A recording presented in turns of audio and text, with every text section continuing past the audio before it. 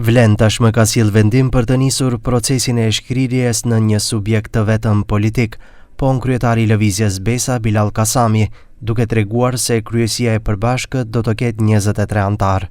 Unë besoj brenda kësaj jave subjektet politike pjesë të Vlenit do duhet të sjellin vendime për emërimin apo përcaktimin e antarëve në kryesinë e përbashkët prej 23 antarëve dhe pastaj ajo kryesi do të vazhdojë me procedurat e mëtutjeshme drejt ngritjes së shtabeve në nivel lokal të përbashkët dhe sigurisht edhe vendimin për ndonjë kongres përbashkues ku do të formalizohet edhe subjekti i vetëm Vlen.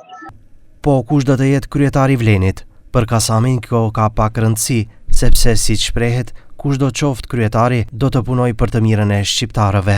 Nuk është diskutuar ajo, është më pak me rëndësi përsëri se kush do të jetë kryetar, me rëndësi është harmonia që funksionon brenda antarëve të Vlenit. Kushdo që të jetë kryetar, unë besoj se do të jetë më i miri për Vlenin dhe për shqiptarët më të veriut.